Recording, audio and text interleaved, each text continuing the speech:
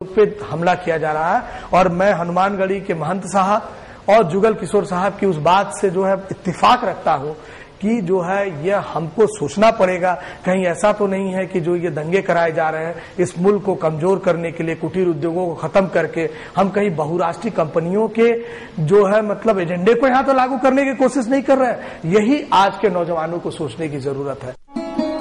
In the prolonged nature of communal violence and riots, be it after the demolition of Babri Mosque by Hindu extremists or the anti-Muslim riots soon after the Godhra incident in Gujarat, Indian Muslims had to pay a heavy price. On the one hand, their small-scale businesses were totally destroyed, and on the other, thousands of families and their homes were ravished, and thousands of innocents were brutally killed during these communal frenzies. सन 87 में ये हिंदू मुस्लिम दंगे में हम मेरठ में उस जमाने में थे तो हमारा पूरा मकान जल गया था। उसके बाद माली हालत तो हमारी खराब हो गई, लेकिन ये है कि जान बच गई। और मैं आज भी ये कहता हूँ कि जान है तो जहान है। हाँ, वो पापा जी ने बाद में कहा था मकान जलने के बाद कि लोग टूट जाते हैं घर बनाने में, लोग टूट जाते हैं एक घर बनाने में, तुम तरस नहीं खाते बस्तियां जलाने में। देखिए, हम शादी जब होके गई थी तो हम कोठी में गए थे, हमारे नौकर थे, सब थे, इतने अच्छे हालात थे, हमारे बहुत अच्छे हालात थे। लेकिन हमारे 1 साल ही हुआ था कि हमारे ये हो गया, दंगाइयों ने हमारा घर जला दिया। उसके बाद से हमारा सब बर्बाद हो गया, सब बर्बाद हो गया। जब से लेके अब तक हम उसी परेशानी में चले हैं, उसी परेशानी में मुब्तला हैं, आज तक निकल नहीं पाए। अगर आप देखें तो दंगे हों, आम दिन हो, लाठी चार्ज हो, अगर उसमें मुसलमान इन्वॉल्व है तो मरने वालों में 91 और 90% मुसलमानों की संख्या होती है। 47 से लेकर और आज तक उत्तर प्रदेश, खासतौर पर पूरे अगर गुजरात को हम छोड़ देते हैं या महाराष्ट्र को छोड़ देते हैं, उत्तर प्रदेश के संदर्भ में अगर हम बात करते हैं तो आज तक उत्तर प्रदेश में दंगों में मरने वालों की संख्या जो 85 से 90% मुसलमानों की रही है, जबकि उनकी आबादी 18% है। In a caste-driven Indian society, minority Muslims fall victim to various forms of social and political discriminations. Various research studies have revealed that these discriminations have taken an institutionalized form in which civil and political administrations have played a decisive role. एक बहुत अच्छी किताब लिखी है जो police के अफसर हैं विभूति नारायण राय, उन्होंने पुलिस अकादमी हैदराबाद के फेलोशिप पर दंगों में भारतीय पुलिस की भूमिका कैसी होती है इस पर काम किया और उन्होंने आंकड़ों से साबित किया है कि हिंदू दंगाइयों के साथ साथ मुसलमानों को पुलिस के दंगाइयों का भी सामना करना पड़ता है। पुलिस आमतौर पर मुसलमानों को ही दंगाई मान के हमला करती है, अन्यथा बार बार कुछ खास विचारधारा के लोग कहते हैं कि दंगे मुसलमान शुरू करते हैं। फैक्ट ये है दंगों में मुसलमान ही ज्यादा मारे जाते हैं। क्या मुसलमान इतने बेवकूफ हैं कि वो ऐसा दंगा शुरू करेंगे जिसमें उन्हीं की जान जानी तय हो? इस पर ये विश्वास करने लायक नहीं है। ये दुष्प्रचार है। मुसलमानों की हालत भारत में बहुत खराब है। अगर हम पूरे भारतवर्ष में अगर पुलिस का रोल देखें तो जहां तक मुसलमानों की बात है तो पुलिस हमेशा उनके साथ डिस्क्रिमिनेशन करती है, चाहे वो FIR लॉन्च कराने गए या इन्वेस्टिगेशन है, क्योंकि हमेशा उनको एक सेकेंड सिटीजनशिप के तौर पे देखा जाता है। जब भी वो होते हैं तो उनके जो भी वो बात बोलते हैं उसको ज्यादा सीरियसली लेकर उनको ये कहा जाता है कि नहीं तुम लोग ऐसे ही हो, तुम लोग ऐसे ही करते हो। उस प्रोजेक्ट में काम करते समय पहली बार हम लोगों ने बहुत ही सघन तरीके से पुलिस यातना के केसेस को देखना शुरू किया और ये बात पता चली कि हम लोगों को था कि दलितों के पुलिस अत्याचार काफी हैं और आदिवासियों के पुलिस अत्याचार काफी हैं, लेकिन हम लोगों को एक बड़ी अजीब एक ट्रेंड दिखाई दिया कि जब हम मुसलमानों के पुलिस अत्याचार के केस उठा रहे हैं तो उसमें 2 बड़ी समस्याएं दिखाई दी। एक तो ये दिखाई दिया कि जो पूरा रुख है इंस्टीट्यूशन का, जो पूरा रुख है पुलिस का, जो पूरा रुख है मतलब जो है समुदाय का, वो बहुत ही अलग है मुसलमानों के पुलिस अत्याचार के सवाल को लेके।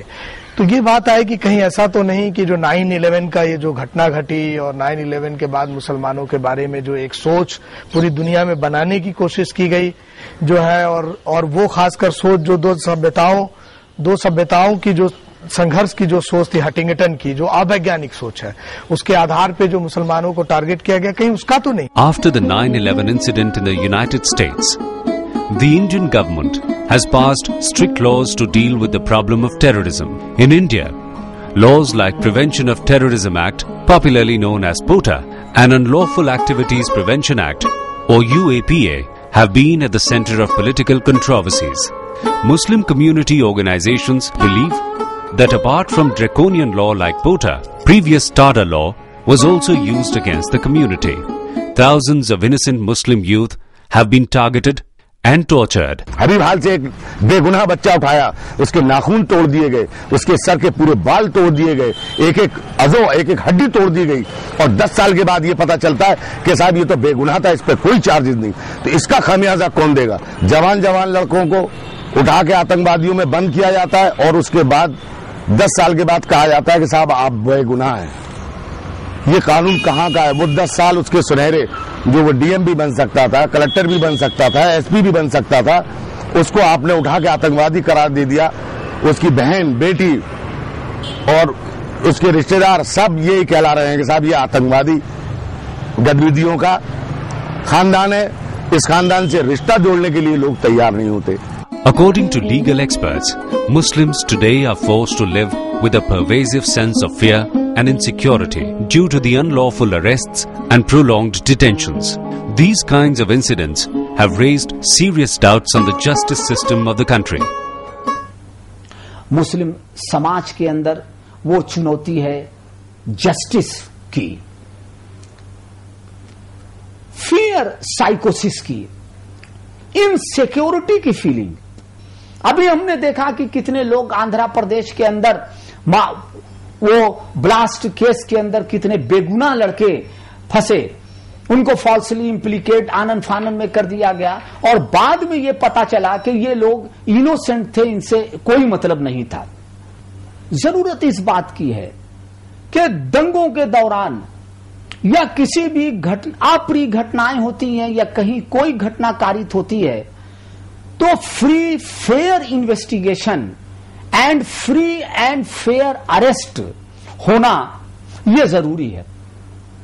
आनन फानन में बेगुनाह लोगों को अगर गिरफ्तार कर लिया जाता है और अगर कारगुजारी दिखाने के लिए लोगों को, इनोसेंट लोगों को गिरफ्तार किया जाता है और ये दिखा दिया जाता है कि साहब ये इसमें मुलव्विस हैं, इस घटना में मुलव्विस हैं, तो इससे हमारी जो न्याय व्यवस्था है, जो जस्टिस सिस्टम है, इस पे जनता का विश्वास डगमगाता है। तो इस तरह का भी प्रचलन अब बंद होना चाहिए, क्योंकि अब भारत के अंदर जो डेमोक्रेसी है ये अब काफी हद तक एक तरह से अब परिपक्व और मैच्योर्ड होने की स्थिति में आ गई है। Wearing skull cap and sporting beard are the distinguished symbols of Muslim cultural and religious identity. The community today feels that their identity has become a source of constant anxiety and fear in the day-to-day lives. दाढ़ी नहीं रखा रहे डर की वजह से कि अगर दाढ़ी रखा के हम टोपी लगा के ट्रेन में सफर करेंगे तो कोई भी हादसा हुआ तो सबसे पहले हमें बंद कर दिया जाएगा, ये कह के कि साहब ये आतंकवादी है।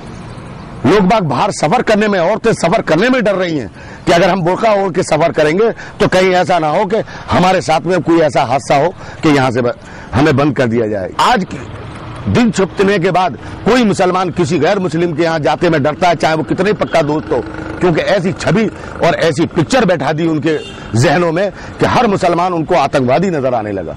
जबकि मुसलमान से बेहतर कोई एक कौम ऐसी नहीं है जो मुसलमान से बेहतर साफ सुथरा, जिसका इस्लाम हो, जिसका दीन हो, साफ सुथरा चलने वाला हो। Experts believe that targeting a particular community as terror suspect on the basis of its outward appearance or religious symbols or identity is part of the same conspiracy which was plotted and executed by the British colonial rulers to suppress the freedom movement by the Indians. The same history is being repeated now. 1857 की गदर में इन्हीं की शक्ल के लोगों को अंग्रेजों ने आतंकवादी कहा था। इनको अंग्रेज आतंकवादी कहता था और हिंदुस्तानी इनको मुजाहिदे आजादी कहता था, देश की स्वतंत्रता सेनानी कहता था। इसी शक्ल के लोगों को, इसलिए कि एक इत्तेफाक था कि मुल्क की आजादी के लिए लड़ाई मुसलमानों की तरफ से जो लड़ी गई उसमें उनकी अगुवाई इसी तबके ने की थी, उलेमा ने।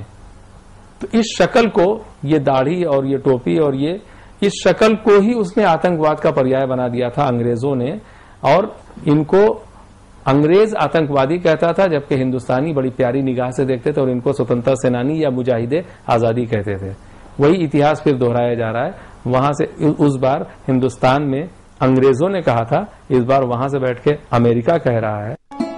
After the independence, the Indian government formed various committees and commissions to look into the social, economic and educational status of Muslims. Gopal Singh Committee, Ranganath Mishra Commission and Sachar Committee have recommended measures like providing equal employment opportunities, educational facilities and reservations in government jobs for the upliftment of Indian Muslims.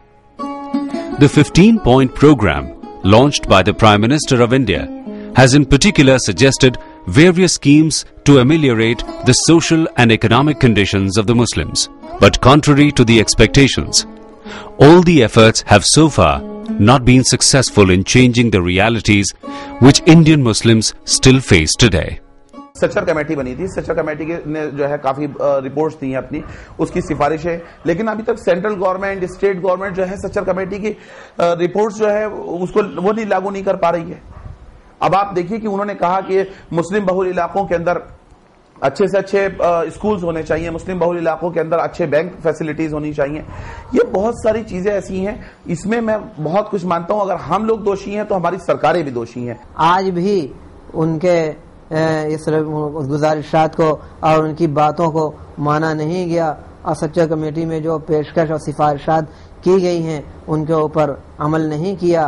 और इस बार लगता है उनके जो बरसरे हुकूमत लोग हैं और बरसरे इक़्तिदार लोग हैं, उनकी बातचीत, उनके तौर तरीके, उनके रहन सहन, उनकी तर्ज हुकूमत से ऐसा महसूस होता है कि गोया वो किसी तरीके से इस बात की उसमें है कि किसी तरह 5 साल का ज़माना गुजर जाए और हम कुछ ना करें और फिर हम ये कह सकें कि भाई हम क्या करें, हमने कोशिश किया लेकिन नहीं कर पाए, और फिर बाद में माजरत करने की हमसे नहीं हो सकेगा। The educated and progressive sections among the Muslims believe that lack of political leadership is one of the causes for the backwardness of the community in India. Today, those who represent Muslims in the political arena have failed to fulfill their responsibilities towards the community. पहले हमारे पास कायद हुआ करते थे, रहनुमा हुआ करते थे, आज हमारे पास नेता हैं। नेता और कायद में फर्क ये है कि वो अपनी पार्टी का हित अगर आड़े आ रहा है तो वो अपनी कौम का सौदा भी कर लेगा। ये बड़ा कड़वा सच है कि लीडरशिप नाम की या कयादत नाम की चीज अब नहीं है मुसलमानों के पास आजादी के बाद से। नेता बहुत हैं।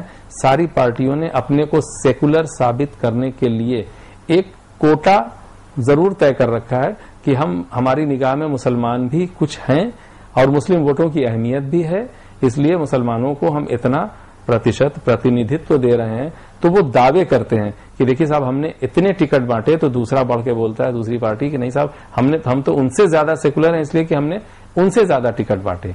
लेकिन आजादी के बाद से कोई एक कारनामा किसी एक मुस्लिम लीडर का, चाहे वो स्टेट लेवल का हो या नेशनल लेवल का हो, अगर सामने आया हो और ये लगे कि बड़ी दूररस पॉलिसी मुसलमानों के लिए ये इन्होंने कायम की, मौलाना आजाद टाइप की कोई एक मिसाल सामने आवे, तो ये समझ में आवे कि हाँ साहब मुसलमानों के पास लीडरशिप है। सियासत एक ऐसा खेल है जो हमेशा अपना फायदा देखता है। वो लोग जो चुन कर जाते हैं अवाम के जरिए से, वो भी जब ताकत आते हैं तो वो ताकत अपनी इस्तेमाल करते हैं उसी अवाम के खिलाफ, और अक्सर अपने फायदे के लिए लोगों को आपस में लड़ाते भी हैं। क्योंकि अब मामला खाली जमीन लूटने का, मामला वोट लूटने का आ गया। The fact is that the hands that effectively determine the fate of these politicians are limited to only cast the votes by these rulers. Muslim votes do make an impact on the electoral equations, but unfortunately, the governments that come to power with their votes hardly make any difference in their socio-economic conditions. हमने हमेशा सरकारों को अच्छे से अच्छा vote देकर ज्यादा